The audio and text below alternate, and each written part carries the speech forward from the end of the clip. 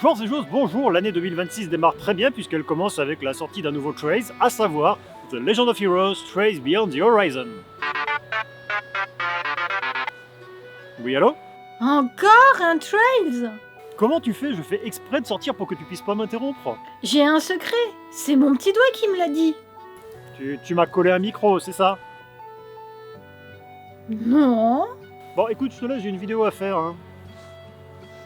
Tu as osé me raccrocher au nez? Tu vas prendre cher quand tu vas rentrer à l'appart.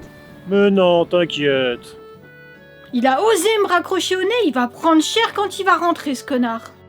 Bien, donc je disais, retour sur Trace Beyond the Horizon, dernier épisode de la série de Trace, et je vous dis tout après le générique.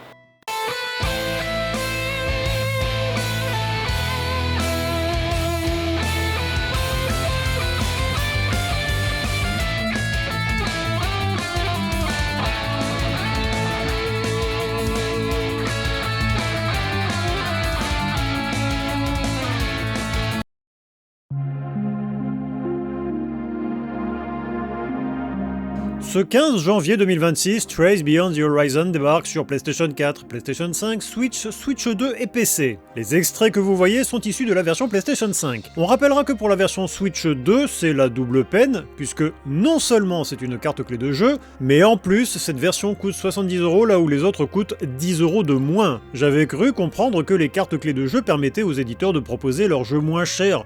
Donc, soit c'est une carte clé de jeu et ça coûte le même prix, soit c'est plus cher et dans ce cas-là, tout est sur la cartouche? Non? Surtout qu'évidemment, il n'y a pas de mise à jour si vous prenez la version Switch. Bref, prenez sur PlayStation 5 si vous pouvez. Je préfère vous prévenir, il y a des choses qui vont se répéter entre ce que j'ai dit dans ma vidéo sur la démo et celle-ci, en particulier dans la partie présentation et gameplay, l'avis, lui, sera différent. Mais je suis bien obligé de le faire puisque tout le monde n'aura pas vu la vidéo sur la démo. Trace Beyond the Horizon, c'est le 13e épisode d'une série qui se divise comme suit. Trace in the Sky, 3 épisodes qui se déroulent dans le royaume de Liber l'an 1202 et 1203 du calendrier local. Trace from Zero et Trace to Azure, 2 épisodes qui prennent place dans la cité-état de Crossbale en 1204. Trace of Cold Steel, 4 épisodes dont l'intrigue s'étend à travers l'Empire d'Erebonia de 1204 à 1206. Trace into Reverie, un épisode qui conclut les arcs de Crossbale et d'Erebonia en l'an 1207. Et nous sommes actuellement dans les Trace through Daybreak, avec pour le moment 3 épisodes, Daybreak et Daybreak 2 qui se déroule en 1208 et 1209 et Beyond the Horizon qui se déroule également en 1209, le tout prenant place dans la République de Calvard. Pourquoi ce changement de nom en cours de route? Parce que si Daybreak et sa suite se focalisaient sur un petit nombre de personnages que l'on découvrait dans ces épisodes, Horizon, à la manière de Reverie, est un grand épisode choral qui fait intervenir des personnages issus des arcs précédents. Ce qui m'ennuie un peu d'ailleurs parce que quand j'avais fait Daybreak, je vous avais dit que c'était une bonne porte d'entrée dans la série, même si moins bonne que Trace in the Sky First Chapter, ça va sans dire, mais au moins on partait sur de nouvelles bases, avec un nouveau lieu et des nouveaux personnages. Or, ici, on retrouve des anciens personnages, notamment Kevin Graham que l'on avait découvert dans Trace in the Sky Second Chapter, et Rin Schwarzer qui était le héros de l'arc des Cold Steel. Je trouve que, pour Kevin, ça n'est pas trop gênant de ne pas savoir qui il est avant de se lancer dedans, parce que, en gros, Kevin arrive tout seul, donc il y a assez peu de références aux épisodes où on le croise. Par contre, pour Rin, c'est très différent. Il est accompagné d'un certain nombre de personnages venant des Cold Steel et de Reverie, et ça spoil allègrement certains retournements de situation. Il y a pas mal de passages où vous allez vous demander « Attends, pourquoi il dit ça ?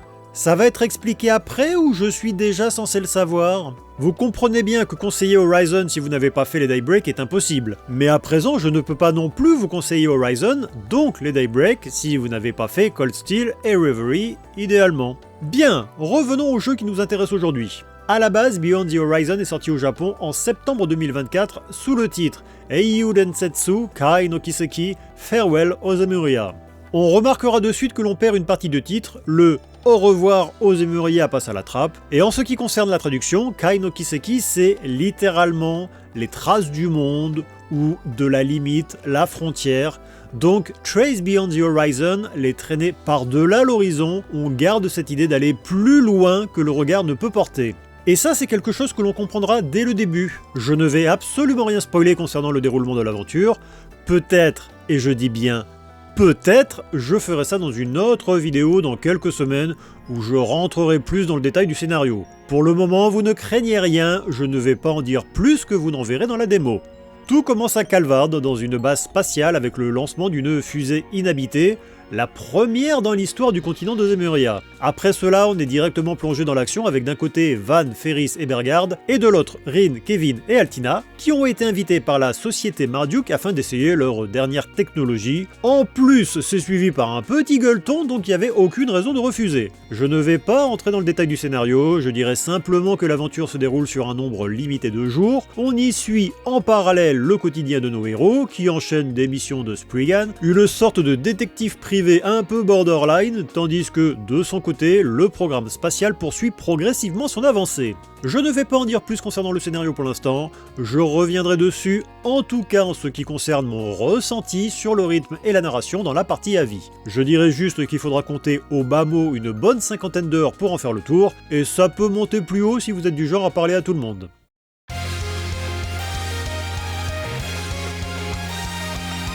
Bon, il est temps de parler du gameplay de Trace Beyond the Horizon.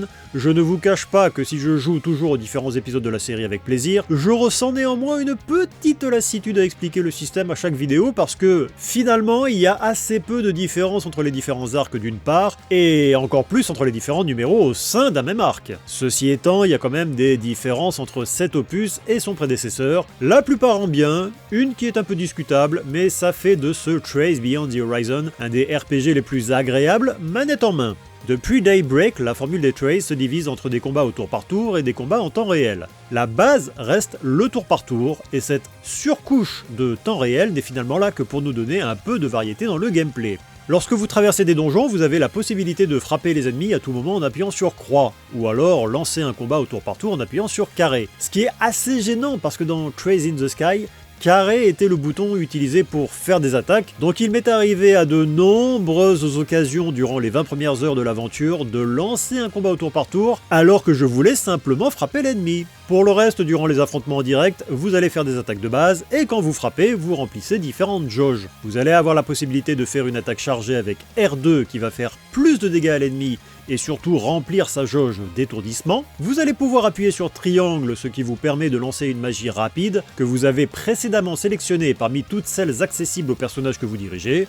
Vous ne pouvez pas enchaîner les magies, il y a un léger cooldown entre deux attaques. Il y a deux nouveautés concernant le temps réel dans cet épisode. Une est une jauge nommée ZOC qui permet de geler le temps pendant quelques secondes en appuyant sur R3. Ça a un intérêt limité, surtout en difficulté normale. Peut-être quand on joue dans des difficultés supérieures puisque ça permet d'empêcher les ennemis de faire des dégâts pendant quelques temps. L'autre nouveauté c'est une jauge d'Awakening qui permet d'augmenter drastiquement les statistiques de certains personnages pendant quelques secondes, vous autorisant à faire énormément de dégâts aux ennemis, tout en étant quasiment insensible aux attaques pendant ce temps. Et ça, c'est bien, mais c'est pas bien. C'est bien parce que ça permet de torcher les ennemis en 2-2, donc il faut les garder pour les ennemis un peu plus puissants dans les donjons, ça facilite la traversée des lieux. Le problème, c'est que tous les personnages n'y ont pas accès. Et j'aimais bien dans Daybreak et Daybreak 2 utiliser un peu tous les personnages. Ici, on se limite à n'utiliser pendant les combats en temps réel que les personnages qui ont cette capacité. Déjà qu'on se retrouve dans cet opus avec beaucoup de personnages, ce qui fait que même pour les combats au tour par tour, il y en a certains que je n'ai même pas utilisé une seule fois. Désolé, 4, Reset, Aaron, je vous aime bien, hein, mais vous n'êtes pas aussi cool que Van, Elaine ou Shizuna. Je suis donc un peu partagé avec cet ajout. C'est cool, c'est hyper défoulant, ça donne presque un petit côté mousseau à l'ensemble, vu qu'on fonce dans le tas et on détruit tout sur notre passage. Mais on perd en variété. Et le but des combats en direct, outre vous garder actif en vous faisant appuyer frénétiquement sur les touches de votre manette, c'est de vous permettre d'étourdir rapidement votre adversaire et de passer au tour par tour quand celui-ci est dans les vapes. Dans chaque arc de la série, vos personnages disposent d'orbements de combat à chaque fois un peu plus évolués. Dans le cas des Daybreak et donc Horizon, il s'agit de votre Sypha, votre mobile contrôlé par intelligence artificielle. Comme d'habitude, à chaque combat, vous récupérez des sépices que vous pouvez transformer en quartz que vous allez insérer dans votre Sypha. Vous disposez de 4 lignes dans lesquelles vous allez pouvoir mettre jusqu'à 4 quartz différents, ceci ayant une valeur et un effet. Et en fonction de la valeur totale de chaque ligne, vous débloquez certains bonus qui vous seront utiles, généralement dans les combats au tour par tour. Ça va être faire des dégâts quand vous démarrez un affrontement et que l'ennemi est étourdi, être invisible pendant quelques tours, ajouter des dégâts de feu ou d'eau en plus de vos dégâts physiques, mais également vous ressusciter une fois par combat et ainsi de suite. Vous avez toujours votre jauge de S-Boost qui vous permet d'augmenter vos statistiques en combat pendant quelques tours. Si vous frappez un ennemi dans les vapes alors que vous avez activé un S-Boost, vous allez pouvoir faire une attaque groupée très puissante avec le personnage situé à vos côtés. Et à présent, si vous utilisez 2 de vos boosts, vous entrez également en ZOC. Cela vous permet d'agir 2 fois ou alors d'utiliser directement une magie au lieu d'avoir un temps d'attente. Enfin, l'autre nouveauté des combats au tour par tour, ce sont les Shard Commands, qui vont vous donner un bonus pendant quelques tours, soit faire plus de dégâts physiques, plus de dégâts magiques, devoir attendre moins longtemps après avoir agi, ou réduire les dégâts que vous subissez. Et les Trays ne sont déjà pas des jeux difficiles dans l'ensemble, mais cette fois encore, en tout cas en mode normal, on se retrouve avec un épisode qui est loin d'être insurmontable. Surtout à cause ou grâce à un personnage dont le Shard Command permet de diminuer les dégâts subis de 90% pendant 8 tours. Les tours décomptés sont ceux de vos personnages, pas ceux des adversaires. Je ne vous dirai pas de quel personnage il s'agit, je vous laisse le découvrir, mais à chaque fois qu'on a ce personnage dans l'équipe, les combats de boss, ça devient une formalité. Et même quand il ou elle n'est pas dans l'équipe, vous avez toujours des compétences pour diminuer les dégâts de 50% ou 70%. Ça ne pose aucune difficulté. Pour le reste, l'aventure se déroule toujours de la même manière. Vous commencez un chapitre, vous allez voir au panneau d'affichage si vous avez des quêtes qui vous attendent. Comme d'habitude, la carte du lieu où vous vous trouvez vous donne toutes les indications dont vous avez besoin. Triangle vert, une quête annexe. Triangle orange, un personnage à aller voir pour faire avancer une quête annexe. Triangle bleu, un dialogue un peu important mais que vous n'êtes pas obligé d'aller lire pour faire avancer l'intrigue. Et triangle rouge, le ou les personnages à aller voir pour avancer dans le scénario. À côté de ça, l'aventure vous propose toujours des mini-jeux. De la pêche, que je n'ai pas fait une seule fois, ou les séances de hacking pour ouvrir des coffres scellés. Et on retrouve une variation sur le thème du Merchantgarten qui fera office de donjon bonus, un peu long et chiant, mais qui permet de gagner des objets, des costumes bonus et du lore supplémentaire.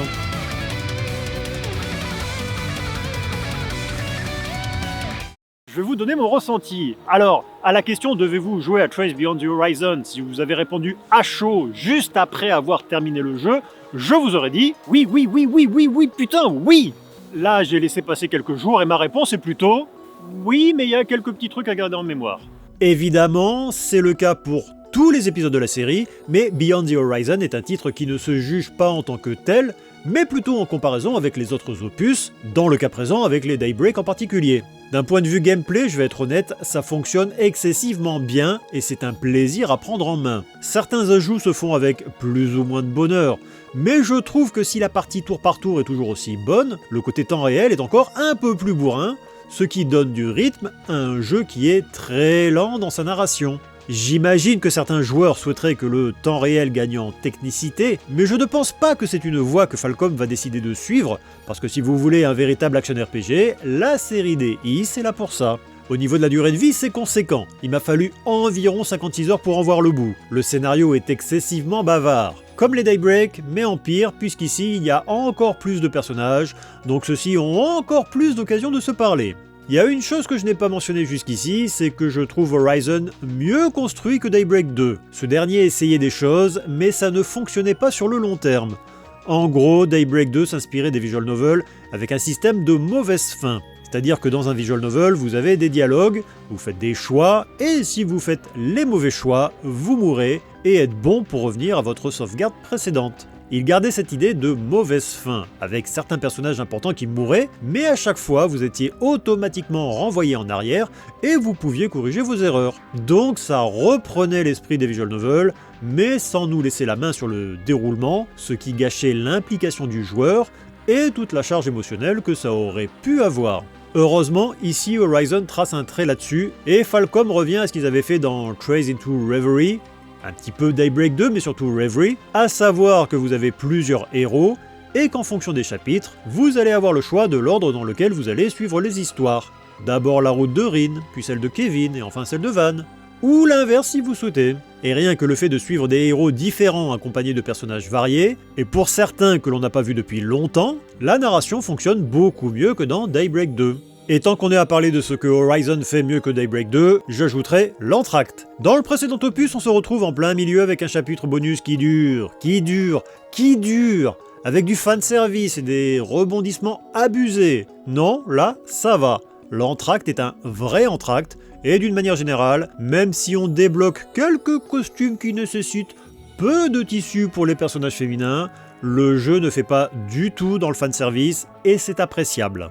Mais il n'en reste pas moins que le scénario est extrêmement bavard. Et un titre comme ça, c'est un peu comme Xenoblade, c'est pas un jeu pour youtubeurs. En soi, j'aurais pu faire une vidéo aux premières impressions à la sortie et un avis définitif un peu plus tard, mais j'avais envie de ne vous faire qu'une seule vidéo disponible à la sortie. J'ai tenu pendant 40 heures en parlant à tous les personnages principaux, en faisant toutes les quêtes annexes, mais au bout d'un moment, j'ai décidé d'accélérer la cadence et j'ai fait les 15 dernières heures en passant la seconde, et j'ai zappé les quêtes annexes et certains dialogues moins importants. En vrai, je suis toujours partagé avec les Trays, parce que si faire toutes les quêtes annexes et parler avec un maximum de PNJ, ça permet de s'imprégner du worldbuilding de l'œuvre, en même temps, se focaliser sur le scénario principal, ça permet de se concentrer sur l'essentiel, et donc d'être vraiment pris par ce que le scénario a à raconter. Il n'y a pas une façon qui est meilleure que l'autre, c'est juste que...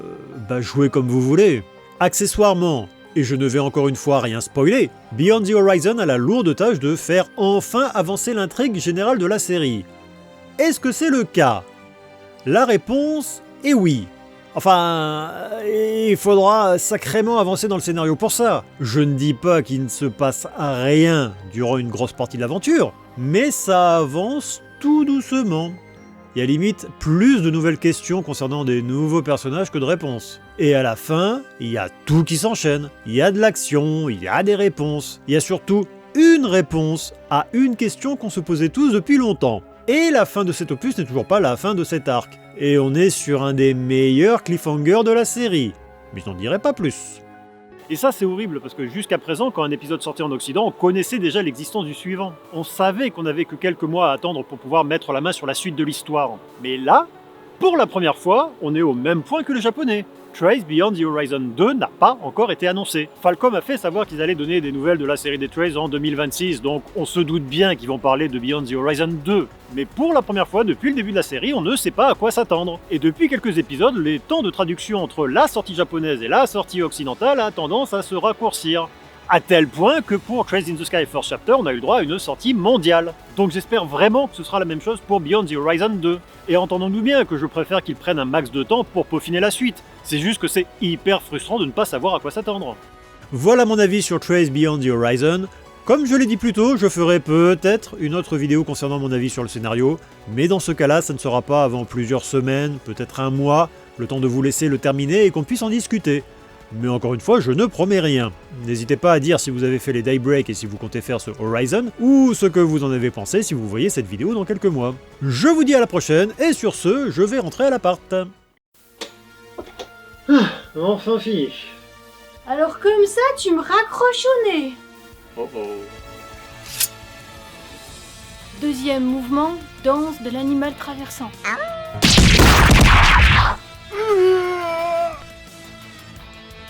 Je vous rassure, les vidéos, c'est comme les Trays, personne ne meurt vraiment jamais.